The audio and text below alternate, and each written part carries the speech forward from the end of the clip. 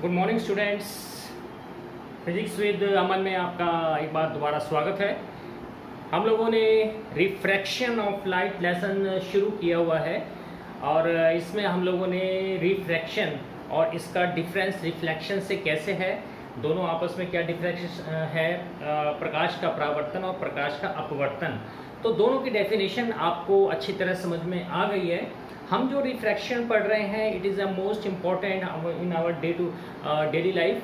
तो रिफ्रैक्शन में मैं आपको बता चुका हूँ कि जब लाइट ट्रैवल करती है एक मीडियम से दूसरे मीडियम में, तो हम इसी के आगे अब हम चर्चा करेंगे। अब बड़े ध्यान से और चीज़ समझने की इसमें ज़रूरत है, क्योंकि आगे हमें इसके फिर आंकिक जो प्रश्न उत्तर हैं, जो इसके न्यूमेरिकल्स हैं, उसको भी हमें फिर इसमें सॉल्व करना है। तो हम इसमें अब आपका जो आगे चल रहे हैं, तो उससे पहले जो मैंने आपको करवाया था इन शॉर्ट, वो मैं आपको समराइज आपको मैं थोड़ा सा एक्सप्लेन भी करते हुए चलता हूँ। आप इसको देखिए, बस दिमाग में बस ये ध्यान रखिए कि जब भी लाइट एक माध्यम से दूसरे माध्यम में जाती है तो वो अपनी ओरिजिनल स्थिति से थोड़ी झुक जाती है। अब कैसे कैसे है वो एक बार दोबारा देख लें। आप यहाँ पे देखिए, ये एक ग्लास स्लैब बना हुआ है, यानी ये जो खाली जगह है ये एक माध्यम है, अलग माध्यम है, ठीक है। ये हमारा दूसरा माध्यम है जिसे हमने जो है ग्लास मान लिया है। पहले मैं आपको समझा चुका हूँ इसे, अब इसको जस्ट समराइज करते हुए चल रहा हूँ, क्योंकि आगे जो हमें समझना है वो इसके ऊपर डिपेंड करेगा। तो यहाँ से जब ये प्रकाश की किरण, ये जो प्रकाश की किरण आ रही है, तो यहाँ पे ओ पे पड़ने के बाद ये टुवर्ड्स नॉर्मल को झुक जाती है। तो इससे हम ये कह सकते हैं, जब रेयर से डेंसर में कोई लाइट आती है, रेयर से डेंसर में यानी विरल से जब सघन माध्यम में जब लाइट प्रवेश करती है यहाँ से, तो ये नॉर्मल की तरफ झुक जाती है।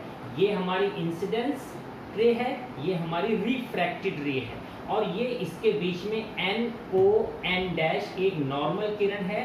तो यहाँ से इसके और इसके बीच में हमारा एंगल ऑफ इंसिडेंस बन जाता है, और इस नॉर्मल और इसके बीच में हमारा एंगल ऑफ रिफ्रैक्शन बन जाता है। तो ये I बन गया, ये एंगल R बन गया। तो मेन इसमें जो आपको चीज़ ध्यान रखनी है कि जब लाइट रेयर से मीडियम, रेयर से डेंसर में जाती है, यानी कि विरल से सघन माध्यम में जाती है, तो वो किरण नॉर्मल की तरफ झुक जाती है। इस केस में आप यहाँ पर देखिए, यहाँ से मैं आपको ये बता रहा हूँ, अगर आप इसको मैं एरो ऐसे डाल दूँ और ये ऐसे, ये अच्छा, अब आप इसमें आप एक चीज़ और देखिए, चलिए इसे आप अभी ऐसे रह दीजिए। ये किरण आ रही है और ये किरण ऐसे एरो, ये यहाँ पर देखिए आप, ये ग्लास है, ये माध्यम ग्लास है। यहाँ हवा से आ रही थी, यहाँ ग्लास से बाहर जा रही है, यहाँ ग्लास से बाहर जा रही है। तो जब ये ग्लास से बाहर जा रही है, तो ये आप देखिए नॉर्मल से परे को झुक गई, नॉर्मल से उधर को झुक गई। तो हम ये कहेंगे, अगर लाइट डेंसर से रेयर माध्यम में जाएगी तो वो नॉर्मल से बाहर की तरफ झुक जाती है, नॉर्मल की तरफ नहीं झुकती। जैसे यहाँ पे नॉर्मल की तरफ झुक रही थी, यहाँ पे नॉर्मल से बाहर की तरफ चली जाती है। तो ये हमारी, अगर मैं इसे नाम दे दूँ A, इसे O, इसे B, तो ये जो OB है, जो पॉइंट ऑफ डिफ्लेक्शन, जो पॉइंट ऑफ इसका डिफ्लेक्शन यहाँ से शुरू हो रहा है, तो इसको मैंने OB बोल दिया। तो ये हमारी नॉर्मल है, लेकिन ये नॉर्मल से परे को चली गई, ठीक है। अब इन दोनों को, तो आपको समझ में आ गई दोबारा कि अगर रेयर से डेंसर में जाएगी तो नॉर्मल की तरफ झुकेगी, और अगर डेंसर से रेयर में आएगी तो नॉर्मल से अवे चली जाएगी, ठीक है, उससे दूर झुक जाएगी। अब इस दोनों डायग्राम को मैंने एक ही डायग्राम में बना रखा है। इसको अब आप ध्यान से आप इसको समझें, क्या चीज़ इसमें मैं आपको बताने जा रहा हूँ। इसमें क्या है आपका, अब आप ये देखिए कि ये ग्लास स्लैब है, ये यहाँ से एंगल ऑफ, ये आपकी किरण आ रही है A, और ये यहाँ से अब ये दोनों डायग्राम को मैंने एक में ही दिखा दिया। यहाँ पे अब मेनली क्या चीज समझनी, आप जरा बिल्कुल बारीकी से देखें। ये हमारी AO किरण आ रही है, ठीक। अब ये रेयर मीडियम में हवा है, और ये हमारा ग्लास माध्यम है। तो जब ये हवा से आ रही है तो ये नॉर्मल की तरफ को झुकी हुई है, इधर को झुकी हुई है। अब ये किरण और सीधी आई और जब ये ग्लास के द्वारा एयर में जाएगी तो आप देखिए यहाँ की नॉर्मल मैंने NO N' बना रखी है, यहाँ की मैंने N1B N2 बना रखी है। ये इसके बीच के नॉर्मल जब ग्लास से ये दोबारा बाहर गई, जो बाहर जाने वाले को हम बोलेंगे एमर्जेंट रे। एमर्जेंट का मतलब जो बाहर निकल रही है, एमर्जेंट जो एमर्ज हो रही है वहां से बाहर निकल रही है। तो आप ये देखिए नॉर्मल से बाहर चली गई। यानी इन दोनों डायग्राम को अगर इकट्ठे बनाना है तो आप कैसे बनाएंगे, वो चीज मैंने यहाँ पे दिखा रखी है। तो रेयर से डेंसर और डेंसर से रेयर। अब आप ये ध्यान दीजिए, ये जो पहली किरण इंसिडेंट रे जो आ रही थी, इंसिडेंट जो ये रे आ रही थी, अगर मैं इसको डॉटेड लाइन से मैं सीधा खींचता रहूं तो ये यहाँ पर जाएगी। बट जो किरण डेंसर से रेयर में आ रही है वो यहाँ से इधर आ गई। तो ये दोनों, यानी ये जो इंसिडेंस रे है, ये जो इंसिडेंस रे है और जो ये किरण बाहर निकली जिसे एमर्जेंट रे बोलते हैं, ये दोनों आपस में समानांतर होंगी। ये दोनों आपस में समानांतर होंगी। आप देखिए मैंने आपको बना रखा है, ये यहाँ से अगर ये इंसिडेंट रे थी, ये नॉर्मल है, ये एंगल ऑफ इंसिडेंस है, ये एंगल ऑफ रिफ्रैक्शन है, ठीक है। यहाँ पे ये मेरा एंगल I बन गया और ये मेरा एंगल R बन गया। तो मैं ये बता रहा हूँ ये जो एंगल ऑफ इंसिडेंस है वो यहाँ से नॉर्मल की तरफ झुक गई, लेकिन अगर मैं इसे सीधा लेकर जाऊँ तो ये कहीं यहाँ पे निकलेगी, बिल्कुल सीधी स्केल से यदि आप इसको ड्रॉ करें। लेकिन जब एयर से डेंसर और डेंसर से यही किरण में जाएगी तो इस ओरिजिनल के समानांतर होगी पैरेलल एमर्जेंट रे। आप कभी भी देखिएगा कि कोई ग्लास स्लैब लेके आप अपनी उंगली उसके पीछे रखिएगा, ठीक है। आप जब उंगली ऐसे आप रखेंगे तो उस शीशे में, मान लीजिए ये शीशा है और ये उंगली आपने इस टाइप से रखी हुई है, तो ये जो आपकी उंगली की परछाई है, जो इसका रिफ्रैक्शन जो हो रहा है वो आपको इसके समानांतर यहाँ पे दिखाई देगा ऐसे।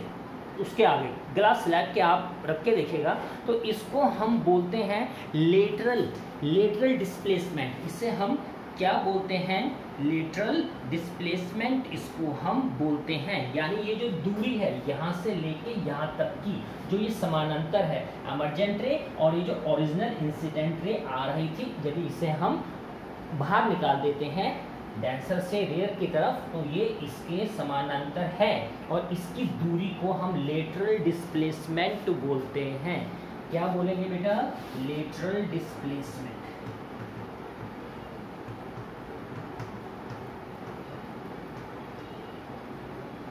आप कर सकते हैं, कोई ग्लास स्लैब हो आपका कांच का, उस पर आप उंगली रख के देखिए, आपको उससे उंगली हटती हुई नजर, उभरी हुई और हटती हुई आपको ये नजर आएगी। तो these are the most important in this chapter के हम how will we describe the refraction of light when a light enters from air to glass and after that it goes away from glass to air, यानी from first medium to second and from second medium to again outside। तो ये आपको वो ध्यान में रखनी है ये सारी चीज, ठीक है बेटा।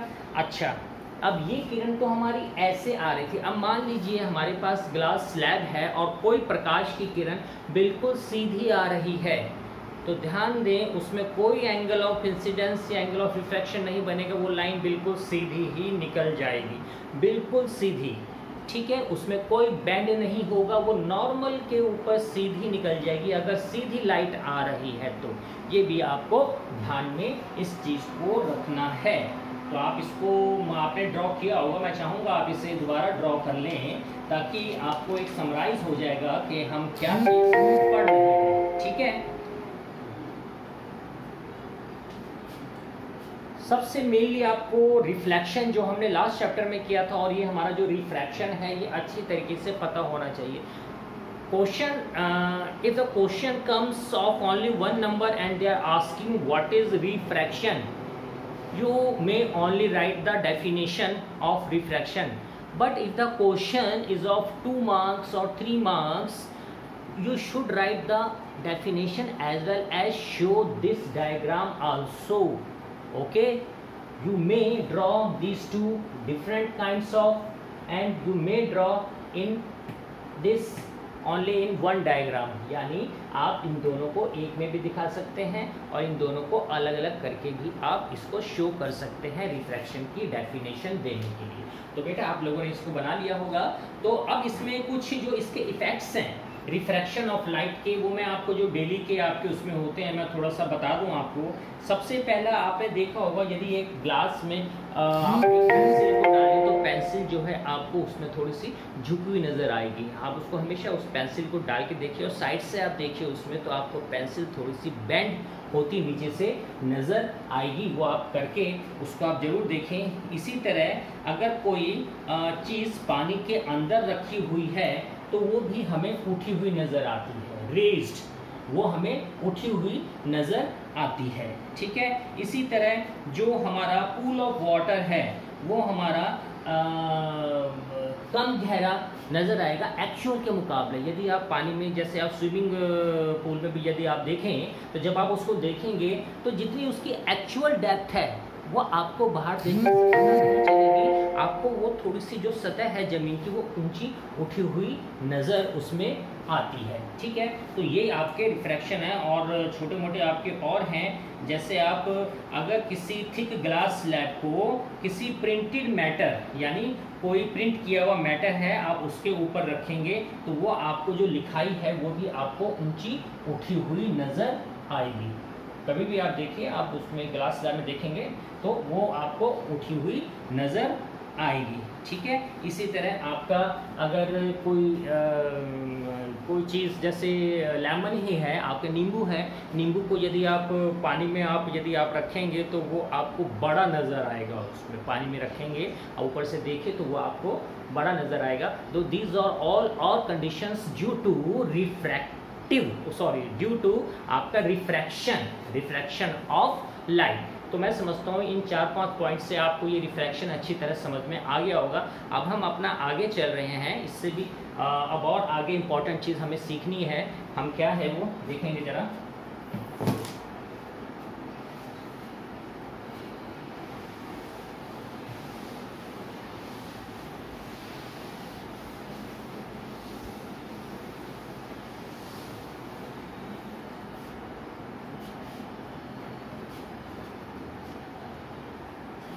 ओके बेटा, तो यहाँ तक हमारा जो है रिफ्रैक्शन के बारे में आपका हो गया। अब मैं आपको इसके laws of refraction of light बता रहा हूँ।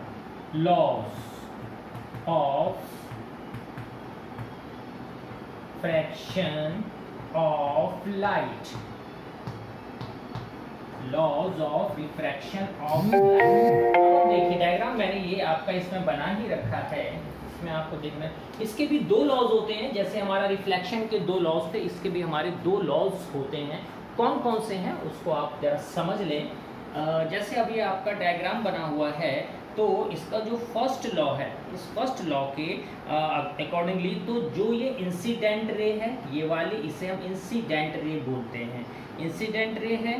ठीक है, और जो हमारी रिफ्रैक्टेड रे है ये वाली हमारी रिफ्रैक्टेड, जो नॉर्मल की तरफ झुक गई, जो हमारी रिफ्रैक्टेड रे है। और जो normal at the point of incidence, ये हमारा पॉइंट ऑफ इंसिडेंस, ये जो ओ बनाया है मैंने, इसे बोलते हैं पॉइंट ऑफ इंसिडेंस।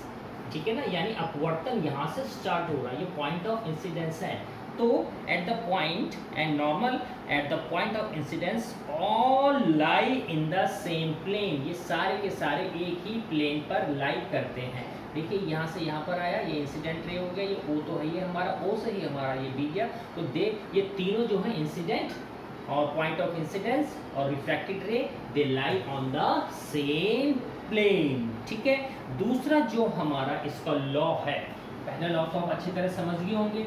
दूसरा लॉ हमारा और इम्पॉर्टेंट है, उसमें क्या ये कह रहे हैं, ये जो साइन आई है, यानी जो हमारा इसमें जो रिलेशन है, जो सेकंड लॉ ऑफ रिफ्रैक्शन, वो हमें रिलेशनशिप देता है एंगल ऑफ इंसिडेंस में और एंगल ऑफ रिफ्रैक्शन में। इनमें आपस में रिलेशन, इनका आपस में संबंध देता है। और ये जो इन दोनों का संबंध है, आई का और आर का, ये जो है स्नेल एक्सपेरिमेंट, स्नेल नाम के वैज्ञानिक ने, SNELL, आई थिंक 1623 में उन्होंने ये हमारा बताया था, 1621 में, जिसे स्नेल लॉ भी कहा जाता है।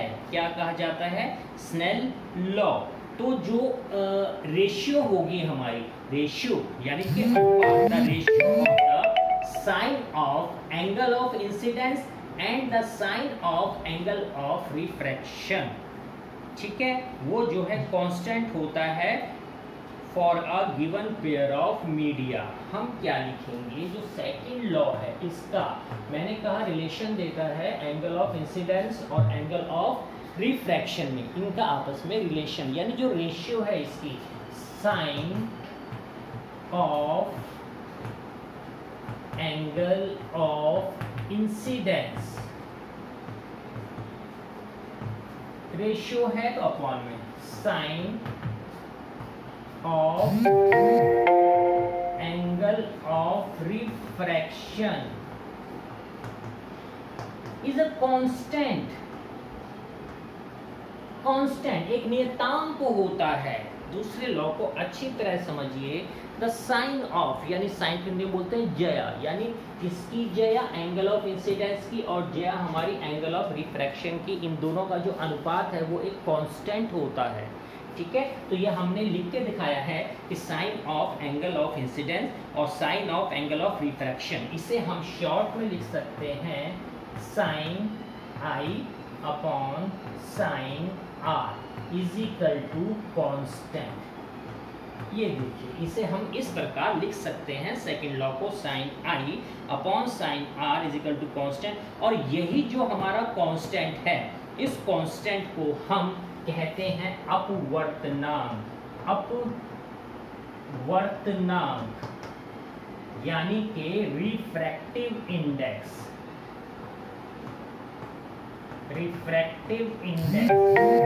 वो भी करते रहे साथ में। समझने के बाद हम सेकंड लॉ ऑफ रिफ्रैक्शन कर रहे हैं, जिसमें हमने बताया वैल्यू ऑफ, यानी पहली बात तो ये समझिए कि ये हमारा आई में और आर में संबंध बताता है। दूसरा नियम कैसे संबंध बताता है कि साइन ऑफ जो एंगल ऑफ इंसिडेंस है और जो sine of angle of refraction है वो कांस्टेंट होता है। हम इसको रिफ्रैक्टिव इंडेक्स कहते हैं, इस कांस्टेंट को हम अपवर्तनांक कहते हैं। क्या कहते हैं?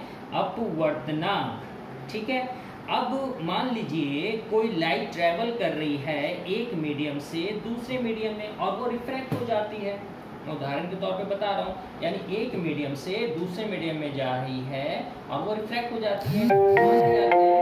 जो हमारा एंगल ऑफ इंसिडेंस है वो हमारा आई है, एंगल ऑफ इंसिडेंस हमारा आई है, और एंगल ऑफ रिफ्रैक्शन हमारा आर है। क्या है? आर। तो जो वैल्यू इस कांस्टेंट की आएगी, जो इस वैल्यू इस कांस्टेंट की आएगी, यानी जब लाइट पास हो रही है एयर से हमारे दूसरे माध्यम में, तो उसी को हम कहेंगे अपवर्तनांक। क्या कहेंगे? अपवर्तनांक, ठीक है। तो अपवर्तनांक यानी कि रिफ्रैक्टिव इंडेक्स आप समझ गए हम किसको बोलते हैं। When light passes from one medium to another medium और given medium, तो जो वो वैल्यू आती है sin i upon psi r की, जो वैल्यू आएगा, जो मान आएगी, उसी को हम अपवर्तनांक कहते हैं, यानी कि रिफ्रैक्टिव इंडेक्स कहते हैं। और इस रिफ्रैक्टिव इंडेक्स को n द्वारा डिनोट किया जाता है, n, स्मॉल n। इसको आप नोट कर लें, स्मॉल n। फिर मैं आपको इसके आगे बताता हूँ, एक छोटा सा एग्जाम्पल दे रहा हूँ। जैसे मान लीजिए, तो ये तो आपने उतार लिया होगा कि साइन आई अपॉन साइन आर। चलिए मैं इसको आगे बताता हूँ। आप सेकंड लॉ भी हमारा चल रहा है अभी।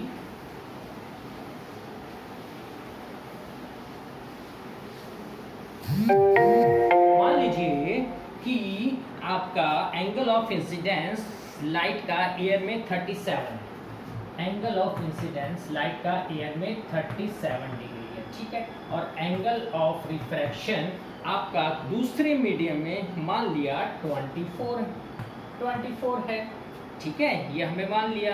अब हमें इनकी वैल्यूज एग्जाम में दी हुई आएगी। जैसे 37 की वैल्यू 0.60 होती है, 0. ये साइन का टेबल होता है, ये वैल्यू हमें दी हुई होंगी तो टेबल हमें दिया जाएगा। ठीक है ना, इसमें कोई दिक्कत की बात नहीं। अगर क्वेश्चन आएगा कि साइन आई इतना डिग्री है, साइन आर इतना डिग्री है, तो रिफ्रैक्टिव इंडेक्स कितना होगा, यानी उसका जो रिलेशन है, उसकी जो वैल्यू है वो कितनी आएगी, तो पहले उसकी वैल्यूज आपको क्वेश्चन में गिवन होगी। तो हम जब लिखेंगे एंगल साइन आई अपॉन साइन आर, तो ये कितना हो जाएगा बेटा आपका 0.60 अपॉन 0.40, तो n is equal to 0.60 upon 0.40 simply, क्योंकि हमारा कट गया, हमारा आ गया कितना 3/2, तो 3/2 का मतलब हो गया 1.50 that means the value of refractive index of a glass, ठीक है, या मीडियम या पर्टिकुलर मीडियम जो भी है वो हमारा 1.50 आ जाएगा। इसको आप नोट कर लें कि सेकंड लॉ के ऊपर हम कैसे इसको करते हैं। अब ये भी चीज़ आपको ध्यान में रखनी है, क्योंकि अब ये रिफ्रैक्टिव इंडेक्स जो रेशियो की है वो दो सिमिलर क्वांटिटीज़ की होती है, साइन और साइन।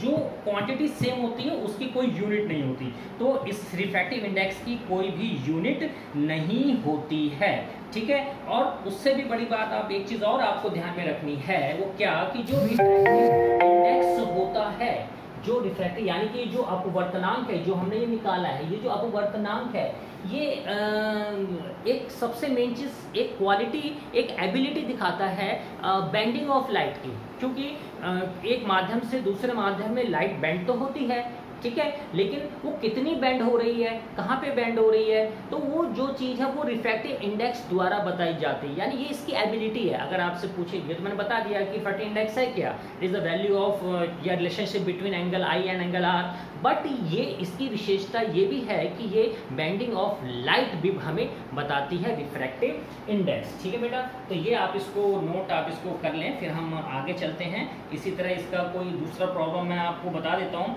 मान लीजिए कि कोई बीम ऑफ लाइट है, वो एयर से किसी सब्सटेंस एक्स में जा रही है और उसका एंगल ऑफ इंसिडेंस 72 डिग्री है, उसका एंगल ऑफ इंसिडेंस 72 डिग्री है, और जो उसका एंगल ऑफ रिफ्रैक्शन है वो आपका 40 डिग्री है। कितना है? 40 डिग्री है। इसकी वैल्यू आपको दी हुई होगी एग्जाम में, जैसे यहाँ पे गिवन है वैल्यू, इसकी जो वैल्यू है आपकी 0.951 और जो आपकी 40 की है 0.642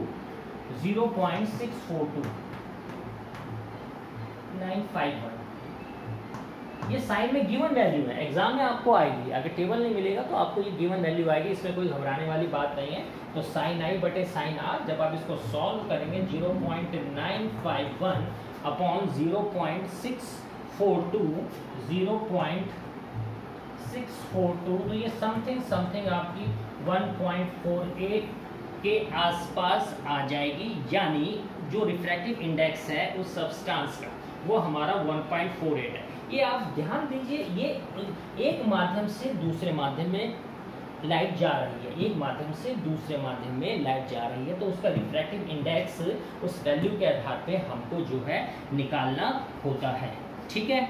चलिए अब हम आगे चलते हैं, इसमें थोड़ा सा और आगे चलते हैं, इसको नोट कर लें आप लोग।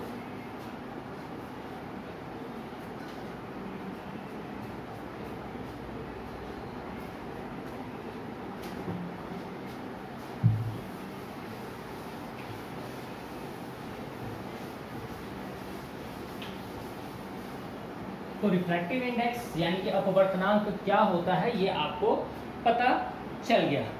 अब हम बात करते हैं और important cheese, refractive index and speed of light के बारे में। रिफ्रैक्टिव इंडेक्स मैं इसी डायग्राम में, इसको बिता नहीं रहा क्योंकि इसी में ही मैं आपको समझाऊंगा refractive index and speed of light. अब आप इसी डायग्राम को अब आप दोबारा देखेंगे, इसमें मैं आपको क्या चीज़ बताना जा रहा हूँ, ठीक है। तो जो मटेरियल है सब्सटेंस का जिसमें से लाइट ट्रैवल कर रही है उसे हम मीडियम कहते हैं, ठीक है ना। यानी ये मीडियम हो गया हवा, ये मीडियम हमारा हो गया ग्लास, ठीक। अब जो लाइट है रिफ्रैक्ट होती है, बेंड होती है, तो वो एक मीडियम से दूसरे में जाने पर, क्योंकि क्यों बेंड होती है? क्योंकि स्पीड ऑफ लाइट बदल जाती है, एक माध्यम से दूसरे माध्यम आने पे स्पीड ऑफ, ये मैं पहले आपको समझा चुका हूँ कि स्पीड ऑफ लाइट भी धीरे क्यों जाती है, तो ये क्योंकि एक मीडियम से दूसरे मीडियम में जा रही है। अब क्योंकि स्पीड चेंज हो रही है इसलिए ये बेंड हो रही है, तो यानी कि यहाँ पे स्पीड ऑफ लाइट अलग है और यहाँ पे स्पीड ऑफ लाइट अलग है, ठीक है। तो जो रिफ्रैक्टिव इंडेक्स है वो उसको भी हम ratio of speed of light में लिख सकते हैं, यानी जो उसका अगर हम अपवर्तनांक लिखेंगे तो वो हम स्पीड ऑफ लाइट के अकॉर्डिंगली भी लिख सकते हैं, ठीक है। अभी तो हमने केवल ये लिखा कि sine I upon sine are is equal to N. अब हम इस एन को जो हम दिखाएंगे वो हम स्पीड ऑफ लाइट के वे में भी लिख सकते हैं, क्योंकि एक माध्यम से दूसरे माध्यम में जाने पर लाइट बेंड हो रही है, चेंज हो रही है, उसकी डायरेक्शन चेंज हो रही है। तो हम कैसे, मान लीजिए अब इस माध्यम में अगर मैं कहूँ कि आपका ये speed of light in medium 1, इस मीडियम को मैंने 1 मान लिया और इसमें स्पीड ऑफ लाइट मैंने v1 मान लिया। ये माध्यम 1 है, ठीक है, क्योंकि ये हवा है तो ये माध्यम 1 मान लिया मैंने। 1 में स्पीड ऑफ लाइट v2 है और इसको मैंने माध्यम जो है 2 मान लिया और इसमें जो है स्पीड ऑफ लाइट v2 है। भाई स्पीड ऑफ लाइट बदलती है ना, तभी तो वो बेंड हो रही है। तो यहाँ पे मैंने स्पीड ऑफ लाइट को मैंने मान लिया v1 और इसको मान लिया मैंने v2, ठीक है। ये माध्यम 1 है और ये माध्यम मेरा 2 है। अब जो रिफ्रैक्टिव इंडेक्स मीडियम 2 का है, अब आप ध्यान दीजिएगा, स्पीड ऑफ लाइट को पहले मैं v1 और v2 बोल रहा हूं और रिफ्रैक्टिव इंडेक्स इसमें माध्यम 2 में with respect to 1, with respect to 1 यानी 2 का 1 के सापेक्ष, जो अपवर्तनांक है 2 का 1 के सापेक्ष जो है, जो रिफ्रैक्टिव इंडेक्स है of medium 2 with respect to medium 1 is equal to the ratio of speed of light in the medium 1 upon medium 2। तो मैं क्या कह रहा हूं आपको वो आप देखिए, मैं आपको खुला करके लिख के दिखा रहा हूं। ये n अपवर्तनांक है, ठीक है, ये मैंने लिख दिया मीडियम 1 और यहां लिख दिया मैंने मीडियम 1। इसको इस प्रकार लिखने का मतलब क्या है कि refractive index of 2 with respect to 1 यानी माध्यम 2 का अपवर्तनांक 1 के सापेक्ष, ठीक है। अगर मैं यहाँ पे 1 लिखूं और यहाँ पे मैं अगर 2 लिखूं तो मैं ये लिखूंगा the refractive index of 2 with respect to medium 1। ये हमारा इक्वल हो जाएगा किसके, speed of light in medium first upon speed of light in medium 2। तो मीडियम 1 हम इसे अब ऐसे लिख सकते हैं 1 2 equals to v1 upon v2, ठीक है। ये चीज मैं आपको समझाने जा रहा हूँ, समझाइए मैंने।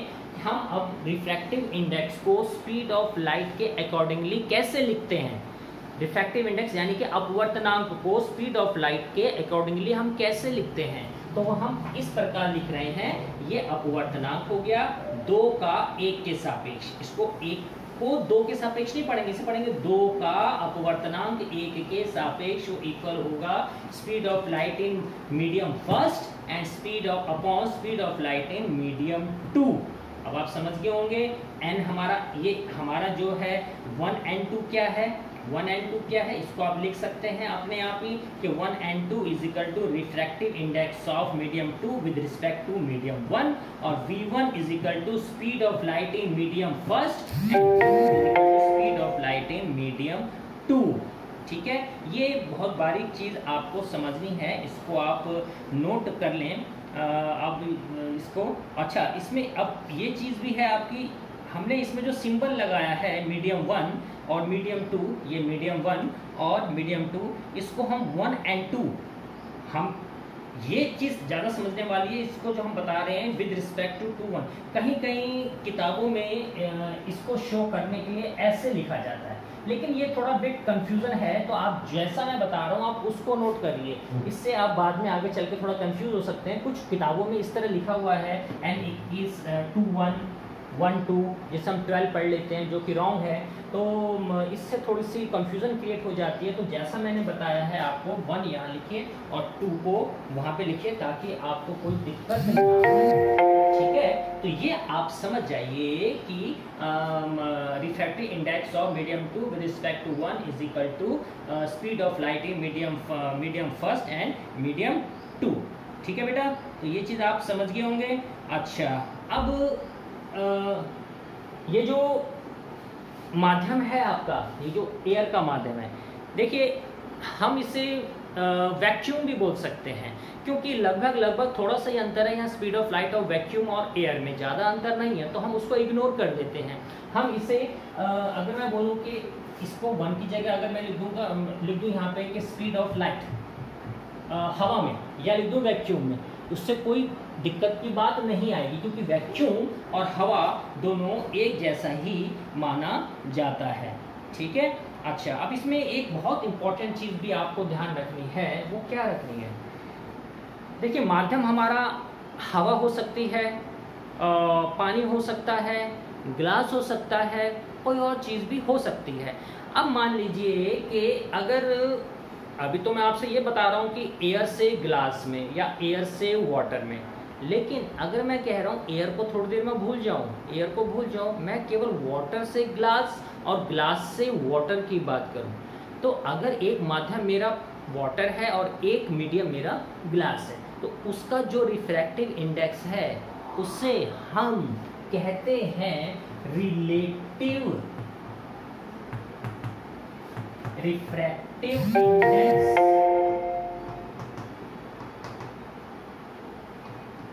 रिलेटिव कब कहते हैं? अगर हवा के अलावा दूसरा कोई माध्यम हो, हवा के अलावा दूसरा कोई माध्यम हो तो उसे हम रिलेटिव रिफ्रैक्टिव इंडेक्स कहते हैं। और अगर हवा वाली बात है कि हवा से यानी एयर एक माध्यम है, दूसरा ग्लास या वाटर, यानी एयर से वाटर या ग्लास में जा रही है, उसे हम एब्सोल्यूट रिफ्रैक्टिव इंडेक्स कहते हैं। ये सारी बारीक चीज हर कोई नहीं बताता, तो जो ये मैं बता रहा हूँ इसको आप ध्यान में रखिए कि कब हम रिलेटिव कहते हैं। यानी आप इसको सिंपल वे में समझ लीजिए, when light is going from one medium यानी अदर देन वैक्यूम और एयर, यानी हवा या वैक्यूम से अलग कोई दूसरे मीडियम में जा रही है, तो जो वैल्यू है रिफ्रैक्टिव इंडेक्स यानी एन की जो वैल्यू है वो हमारी रिलेटिव इंडेक्स कहलाती है, रिलेटिव, ठीक है। एग्जाम्पल के लिए जैसे लाइट वाटर से ग्लास में जा रही है, ठीक है, तो जो वैल्यू है रिफ्रैक्टिव इंडेक्स वो रिलेटिव रिफ्रैक्टिव इंडेक्स हो जाएगा glass with respect to water. अच्छा, मैंने कहा कि वाटर से ग्लास में जा, देखा ध्यान से देखिएगा, वाटर से ग्लास में, तो हमें इसको बोलेंगे रिफ्रैक्टिव इंडेक्स ऑफ ग्लास। हमारा इससे कोई फिर मतलब नहीं है, हम केवल बोलेंगे रिफ्रैक्टिव इंडेक्स ऑफ ग्लास। और वाटर है यहाँ पे तो उसे हम बोल देंगे रिलेटिव रिफ्रैक्टिव इंडेक्स, यानी जो बाद वाला जिसमें डेंसर में जा रही है उसी का रिफ्रैक्टिव इंडेक्स होता है, ठीक है। It is a very unique point, इसको आप ध्यान रखें। तो ये हमारा रिफ्रैक्टिव इंडेक्स ऑफ ग्लास कहलाएगा, यानी जब लाइट वाटर से ग्लास में जा रही है तो जो वैल्यू है refractive index will be the relative refractive index of the glass with respect to water, है ना, विद रिस्पेक्ट टू वाटर। और ये जो रिलेटिव रिफ्रैक्टिव इंडेक्स है वो उसके हमेशा एन के इधर हम उसको एक तरफ वाटर लिख लेंगे, तो हम इसे शॉर्ट में लिख सकते हैं, कैसे? इसे हम W लिख सकते हैं और इसे हम G लिख सकते हैं, W और G, हमें ये पूरा बड़ा लिखने की जरूरत नहीं है। तो हम इसको पढ़ने का मतलब, जैसे अगर मैं WNG लिख रहा हूं तो इसका मतलब हो गया refractive index of glass with respect to water, यानी कि ग्लास का अपवर्तनांक जल के सापेक्ष, refractive index of glass with respect to water, ये 1 हो गया और ये मेरा हो गया क्या, 2 हो गया। ठीक है, इसी तरह मैंने आपको दूसरा बताया है, जब लाइट अगर आपकी वैक्यूम से दूसरे मीडियम में जाती है या हवा से जाती है तो जो वैल्यू है रिफ्रैक्टिव इंडेक्स की वो हमारी एब्सोल्यूट रिफ्रैक्टिव इंडेक्स कहलाता है। ठीक है, और इसमें भी अब इसके लिए जो हमारी एयर या वाटर है उसको आप देखें, ये n का ध्यान रखेंगे v1/v2 जो मैंने अभी मिटाया है। अब अगर एब्सोल्यूट की बात करें, ये एयर से, ठीक, और ये ग्लास में जा रहा है या वाटर में जा रहा है, हम इसे केवल Ng भी लिख सकते हैं, यहाँ कुछ लिखने की आवश्यकता हमें नहीं है। लिख लीजिए या ना लिखिए, अगर नहीं लिखा तो इसका मतलब ये है refractive index of glass with respect to air, क्योंकि हम एब्सोल्यूट की बात कर रहे हैं। तो रिफ्रैक्टिव इंडेक्स यानी अपवर्तनांक हम ग्लास का निकाल रहे हैं, यहाँ पे कुछ नहीं है, इसका मतलब ये हमारी एयर या वैक्यूम कहलाएगा। समझ गए? तो refractive index of a medium और substance with respect to air is also considered to be the absolute refractive index. ठीक है, अब हम इसे एयर और ग्लास लिखें या सिंपल हम Ng लिखें, इससे कोई दिक्कत की बात नहीं होगी। ठीक है बेटा, तो ये आप समझ गए होंगे, आप उसको नोट कर ले जल्दी।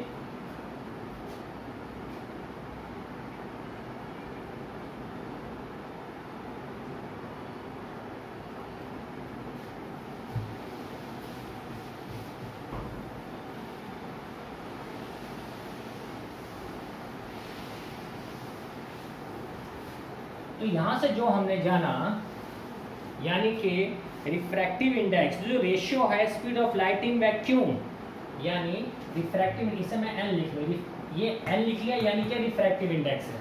सिंपल सी बात है, speed of light in vacuum जिसे v1 माना था,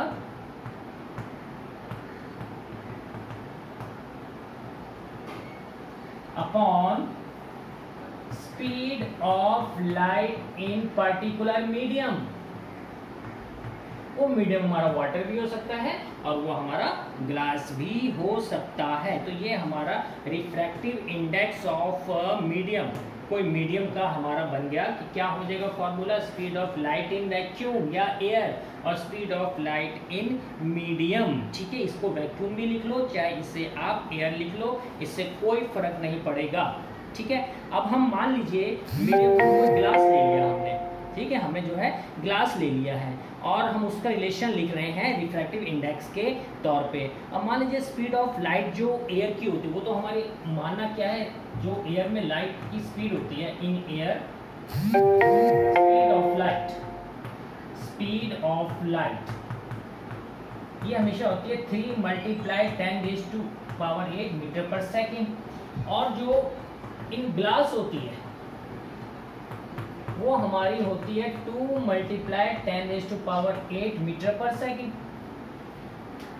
ठीक है, एयर में हमारी 3 × 10⁸ होती है और ग्लास में जो हमारी होती है तो 2 × 10⁸। तो इसका जो रिफ्रैक्टिव इंडेक्स है वो हम कैसे निकालेंगे, ये रहा आपका formula, speed of light in vacuum और एयर।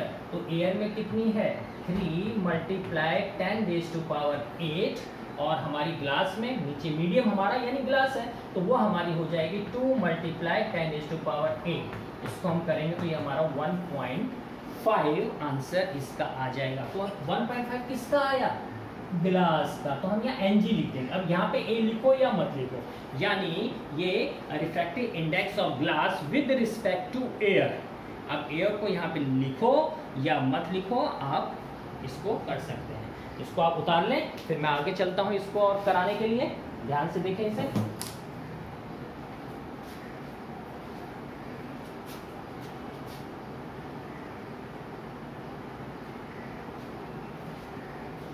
चलिए, अब मैं इसे रब कर रहा हूं।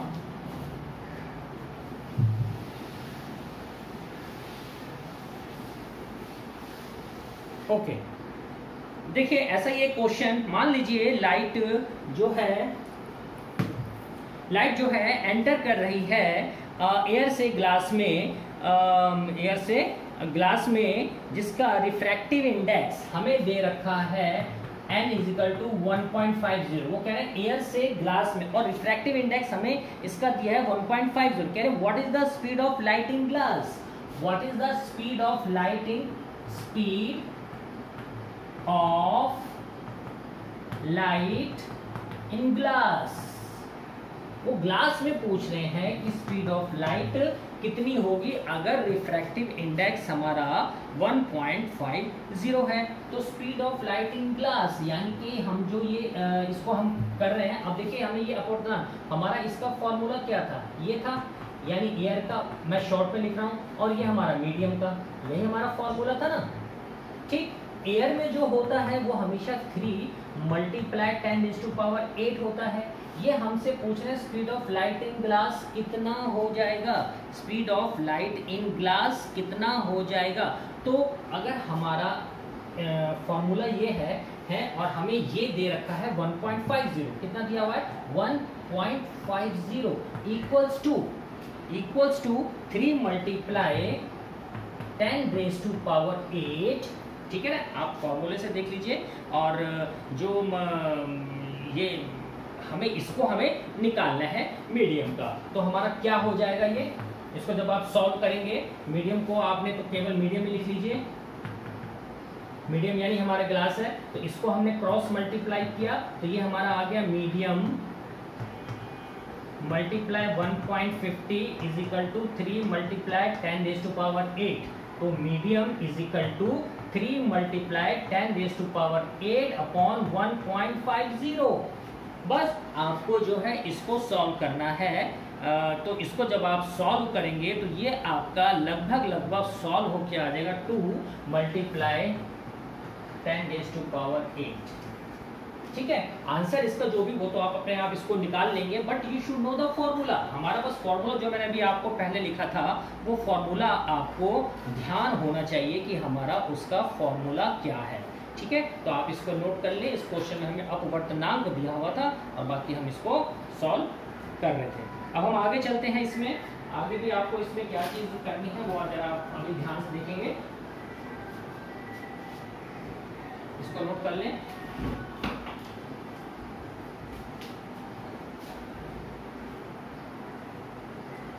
एक चीज आपको और मेन इसमें ध्यान रखनी है, ये जो हमारे लेंसेज के कंस्ट्रक्शन होते हैं या जितने भी ऑप्टिकल इंस्ट्रूमेंट होते हैं, जैसे हमारा कैमरा है या माइक्रोस्कोप है या टेलीस्कोप है, ये जो है हमारे रिफ्रैक्टिव इंडेक्स जब पता होता है उनको बनाने वालों को, तभी वो उसका फोकस ठीक से बना पाते हैं। ठीक है ना। अगर कोई भी 2 मीडिया हैं अगर वो ऑप्टिकली एक जैसे हैं, ऑप्टिकली अगर वो एक जैसे हैं तो कोई भी बेंडिंग अगर नहीं होगा। देखिए, मैं जो रेयरर और डेंसर की बात कर रहा हूं, हम उस रेयरर और डेंसर को ऑप्टिकली रेयरर और ऑप्टिकली डेंसर, ऑप्टिकली का मतलब ये है कि एक शीशे के आधार पे हम उसको बता रहे हैं। ऑप्टिकली यानी कितना बेंड कर रहा है वो, कितना वो बेंड नहीं कर रहा है, कितना बेंड कर रहा है, कितना वो बेंड नहीं कर रहा है। तो हम रेयरर और डेंसर मीडियम की जो बात करते हैं तो हम उसको ऑप्टिकली रेयरर मीडियम और ऑप्टिकली डेंसर मीडियम हम कहते हैं। ठीक है, ये ऑप्टिकली रेयरर मीडियम हो गया और ये ऑप्टिकली डेंसर मीडियम हो गया। तो हम ये कहेंगे कि अगर 2 मीडिया हैं तो ऑप्टिकली अगर सेम होंगे तो कोई भी बेंडिंग नहीं होगी, बेंडिंग नहीं होगी। ठीक है, यानी अगर रिफ्रैक्टिव इंडेक्स 2 मीडिया का एक जैसा होगा तो कोई भी बेंड नहीं होगा, यानी रिफ्रैक्टिव इंडेक्स ज्यादा कम होना चाहिए तभी लाइट हमारी बेंड करती है। तो हम कह सकते हैं जो एबिलिटी है सब्सटेंस की, जो लाइट को रिफ्रैक्ट करती है, वो हम ऑप्टिकली डेंसिटी के आधार पे भी उसको करते हैं। समझ गए बेटा। तो सब्सटेंस जिसका कि रिफ्रैक्टिव इंडेक्स ज़्यादा होगा, यानी कि जो सब्सटेंस जिसका रिफ्रैक्टिव इंडेक्स ऑप्टिकली डेंसर है, ठीक है, अनदर दूसरे सब्सटेंस के मुकाबले। ठीक है, तो substance having higher refractive index is optically denser. तो यहाँ पे हमें क्या चीज़ समझ में आई, जिसका रिफ्रैक्टिव इंडेक्स, अगर आपको वैल्यूज क्वेश्चन में आ जाए कि इसकी इतनी है, इसकी इतनी है, इसकी इतनी है, इसकी इतनी है, तो जिसकी वैल्यू रिफ्रैक्टिव इंडेक्स में ज़्यादा होगी वो हमेशा ऑप्टिकली डेंसर होगा, वो सघन होगा ज़्यादा। ऑप्टिकली डेंसर होगा। तो क्वेश्चन आ सकता है कि ऑप्टिकली डेंसर कौन सा होगा, तो आप आंसर लिख सकते हैं जिसका रिफ्रैक्टिव इंडेक्स ज़्यादा होगा वो हमारा ऑप्टिकली डेंसर माध्यम कहलाएगा। ठीक है, एग्जाम्पल के तौर पे यदि मैं आपसे बोलूं कि रिफ्रैक्टिव इंडेक्स मान लीजिए किसी एक टाइप के ग्लास का 1.52 है, किसी ग्लास का मतलब किसी भी टाइप के ग्लास का ये मान लीजिए कि 1 पॉइंट हमारी इसकी वैल्यू दे रखी है 1.52, और वाटर की मान लीजिए वाटर की वो हमें 1.33 दे रखी है। तो अब ऑप्टिकली डेंसर कौन सा हो गया, क्योंकि इसका ज्यादा है तो इसलिए ऑप्टिकली डेंसर ये हो गया 1.52 वाला। कौन सा हो गया 1.52, और इसी का ही रिफ्रैक्टिव इंडेक्स ज्यादा होगा वाटर से। ठीक है, तो higher the refractive index of a substance और it will change the direction of a beam. जितना रिफ्रैक्टिव इंडेक्स ज्यादा होगा उतनी ही लाइट जो है एक माध्यम से दूसरे माध्यम में जाने पर बेंड होती है, एक माध्यम से दूसरे माध्यम में जाने पर बेंड होती है। ठीक है, अब आगे जो मैं आपको बता रहा हूं उससे आपको ध्यान से समझना है कि जैसे मैंने ये आपको बता रखा है कि जो रिफ्रैक्टिव इंडेक्स ऑफ लाइट का going from medium 1 to medium 2 is equal to the reciprocal. अब देखिए में जो आपकी अब बनेगी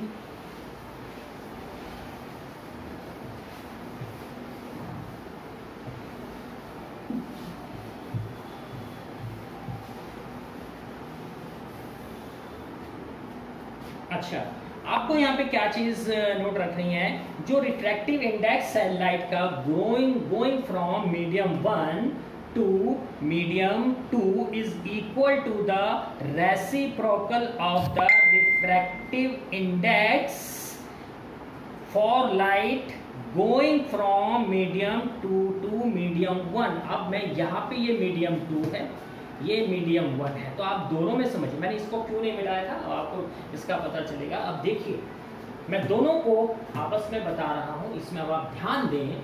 मान लीजिए इस डायग्राम में ये माध्यम 1 है और ये माध्यम 2 है, इसी तरह यहाँ पे ये माध्यम 2 और ये माध्यम 1, इससे 1 2 मान लिया, इससे मैंने 2 और 1 मान लिया। ठीक है, अब ये एरो उल्टा हो जाएगा, एरो उल्टा हो जाएगा तो ये आई हो जाएगा और ये मेरा आर हो जाएगा। ऐसे मैं आपको शो करके बता रहा हूं। तो जो रिफ्रैक्टिव इंडेक्स है light going from medium 1 to 2 is equal to the reciprocal, reciprocal बोलते हैं उल्टा, reciprocal of the refractive index of light going from medium 2 to medium 1। यानी जो रिफ्रैक्टिव इंडेक्स है लाइट का एक माध्यम से जब वो दूसरे माध्यम में जा रही है वो इक्वल होता है रेसिप्रोकल उल्टा, जबकि रिफ्रैक्टिव इंडेक्स लाइट 2 से 1 में जा रही है। क्योंकि हमारे पास मीडिया 2 है, एक मीडियम 1 है एक मीडियम 2 है, तो हम रिफ्रैक्टिव इंडेक्स दोनों टाइप का, इस दो टाइप में इसको हम बता सकते हैं।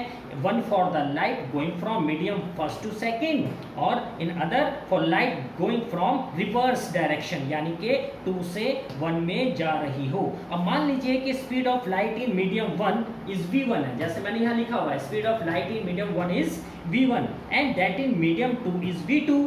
तो हमारा जो लाइट है going from medium 1 to medium 2 उसको हम बताते हैं, जैसा मैंने आपको पहले बताया था, इसे हम 1 and 2 ऐसे लिखते हैं v1 upon v2। ठीक है, मैं दोनों का रिलेशन बता रहा हूं। अब आपको, और दूसरे में अगर light going from medium two medium 1 तो इसे हम लिख देंगे 2 and 1। अगर दूसरे माध्यम से पहले माध्यम में जा रही है तो वो इक्वल टू हो जाएगी v2 upon v1। ये ध्यान रखें रिलेशन जरा आपस में कि मैंने बताया कि एक से दूसरे में जा रही है तो इसका रेसिप्रोकल होती है अगर 2 से 1 में वो जा रही है। इसको यदि मैं 1 मान लूं, ठीक है, दूसरा हो गया। अब मैंने कहा कि वो रेसिप्रोकल होती है तो let us take the reciprocal of this equation. इसका मैं अगर उल्टा लूं तो इसका उल्टा लेने से क्या हो गया 1 upon 2 and 1। रेसिप्रोकल यानी कि उसका उल्टा, नीचे 1 है 1 ऊपर आ गया, तो ये रेसिप्रोकल होके आ गया v1 अपॉन v2। इसे मैं दूसरा मान लूं, है कि नहीं। अब इसके आगे भी v1 और v2 और इसके आगे भी v1 और v2, तो फ्रॉम फर्स्ट एंड सेकंड जो मैंने रेसिप्रोकल बताया वो क्या हो गया, इस और इसके आगे आपस में बराबर, यानी 1 1/2 इक्वल हो जाएगा किसके, 1/2 2n1। ये मैंने बताया रेसिप्रोकल। तो ये फॉर्मूला भी आपको ध्यान में रखना है, यानी 1 and 2 is equal to 1 2 and 1। तो ये माध्यम 1 हो गया, ये माध्यम 2 हो गया, ठीक है, ये माध्यम 2 हो गया और ये माध्यम मेरा 1 हो गया, ठीक है। तो अगर आप इस चीज़ को बारीकी से समझ जाएंगे, इनका रिलेशन यदि आपने समझ लिया तो 2 1 1 2 आपको दिक्कत नहीं आएगी। कौन से माध्यम से कौन से माध्यम में लाइट जा रही है, ये आपको इसको ध्यान से समझने वाली बात है। हम आगे और अपवर्तनांक रिफ्रैक्टिव इंडेक्स के हम क्वेश्चंस करेंगे, न्यूमेरिकल्स बेस्ड क्वेश्चंस करेंगे, लेकिन इसको आप एक बार दोबारा वीडियो को इसको बार बार आप देखें। थोड़ी लंबी वीडियो जरूर हो गई है, लेकिन अगर मैं इसको बीच में छोड़ देता तो शायद फिर वो आपको क्लैरिटी से समझ नहीं आता। थोड़ा ध्यान से आप इसको समझेंगे, ध्यान से देखेंगे, तभी आपको ये समझ में आएगा बेटा, ठीक है। तो आज हम इतना ही कर रहे हैं। इसके आगे मैं आपको और कराऊंगा जिसमें हमारे स्फेरिकल मिरर्स के बारे में, जो हमारे लेंसेज के बारे में है, जो हमारा कॉनकेव लेंस है, कॉन्वेक्स लेंस है, इसके बारे में मैं आपको बताऊंगा। इतना आप रिवाइज करें, ठीक है बेटा। Okay, all the best and good day.